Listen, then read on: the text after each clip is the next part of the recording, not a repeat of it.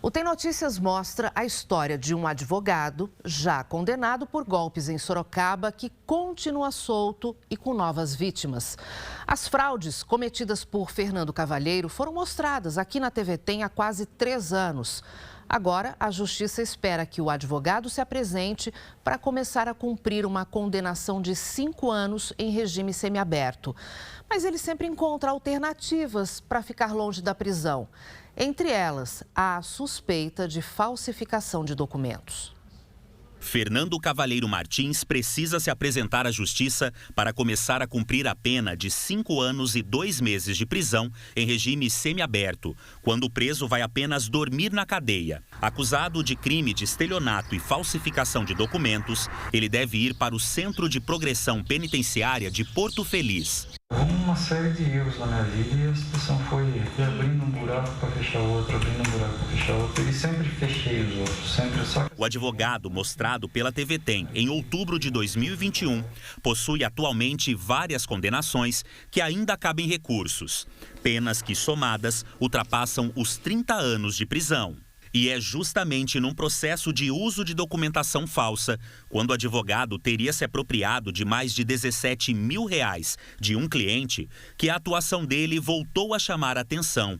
Fernando faltou em 2 audiências, uma em maio e outra em junho, alegando um acidente de carro e problemas de saúde. No dia 10 de junho, o documento mostra que o advogado esteve em consulta médica e que deveria ficar afastado por 20 dias.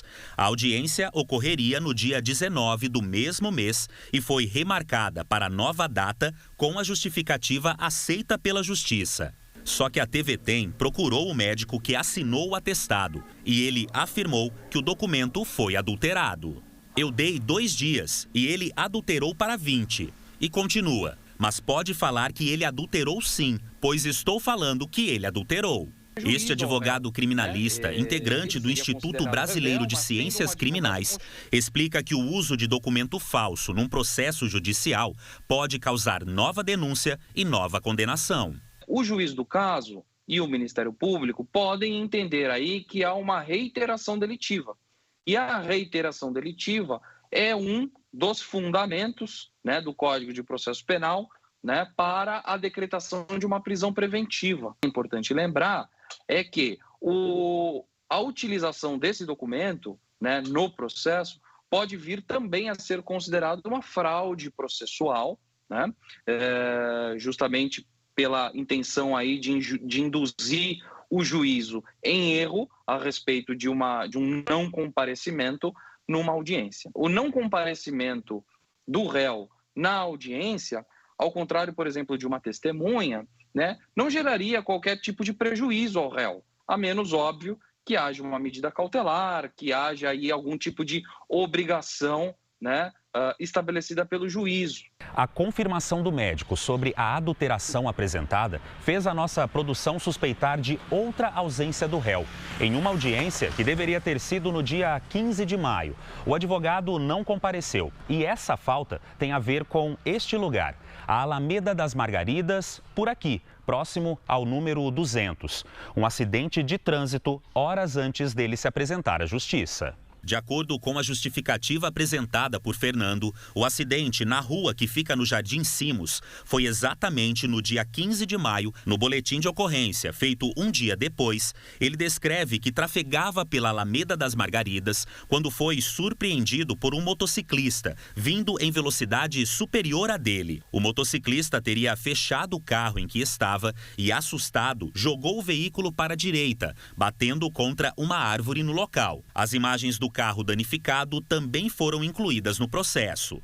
O engenheiro civil, especialista em transporte público e tráfego, esteve no local do suposto acidente e analisou os dados do boletim da Polícia Civil, assim como as fotos do veículo. O profissional afirmou que as chances de um acidente daquela forma naquele local seriam nulas. Para fazer a conversão, o motorista faz no máximo de 20 km por hora. Não dá para fazer por mais que ele está fazendo a conversão. Bater daquele jeito que está, a probabilidade é 0. Não tem jeito ele virando ali.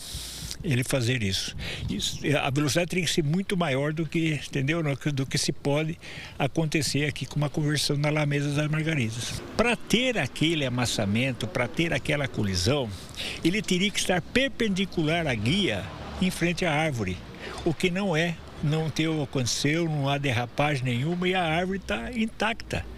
Desde a época, como ele disse que bateu, deveria estar com problema e não está. Moradores preferiram não gravar entrevista, mas disseram que não viram nem ficaram sabendo de qualquer acidente no local. A convite da TV Tem, um biólogo foi até a Alameda e avaliou as árvores próximas ao número 200 e as outras que ficam do lado direito, ao longo da rua. Segundo o profissional, nenhuma árvore está danificada, com indício de qualquer sinal de colisão recente. Essa mulher e a mãe dela foram vítimas do advogado. Perderam R$80 mil. Ele apresentou um leilão de apartamento e um carro. Eu, como conheço ele há 36 anos, né, a gente tinha uma amizade bem sólida. Eu acreditei, entrei nessa. E eu passei 2 anos cobrando e ele me enviando a documentação.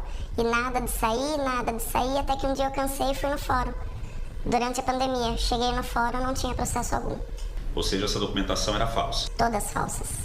Ele fazia assinatura de juiz, ele fazia número de processo falso, tudo falso, tudo falso. Desde então, a família tenta se reerguer e pede por justiça. Mesmo sabendo que ele tem vários processos já julgados, ele continua solto, ele continua dando golpe nas pessoas. E a gente, sim, como vítima, não consegue entender isso. Por que ele ainda está solto? Por que os juízes ainda não cessaram isso e não prenderam esse cara? Dinheiro eu sei que eu não vou ter de volta. Mas eu quero justiça, não só por mim, mas por todas as vítimas que ele fez. Ontem houve uma nova audiência no Fórum de Sorocaba. Desta vez, o advogado Fernando Cavalheiro Martins compareceu e foi ouvido. O Ministério Público pediu a condenação dele com aumento de pena, já que ele é reincidente e tem várias condenações definitivas em casos de estelionato. Depois que nós produzimos essa reportagem, que você acabou de ver, o médico que falou em mensagem que o atestado havia sido adulterado voltou atrás e disse que, de fato, havia feito um atestado de 20 dias para o advogado. Mas como Tem Notícias tem cópia das conversas anteriores com o médico, confirmando a adulteração, nós resolvemos manter a denúncia. A nossa produção também falou com o Fernando Cavalheiro. Ele disse que não foi intimado pessoalmente sobre as condenações para o cumprimento da pena em regime semiaberto. Cavalheiro confirmou ainda que sofreu o acidente com o carro e negou que adulterou o atestado médico para não comparecer à audiência na Justiça.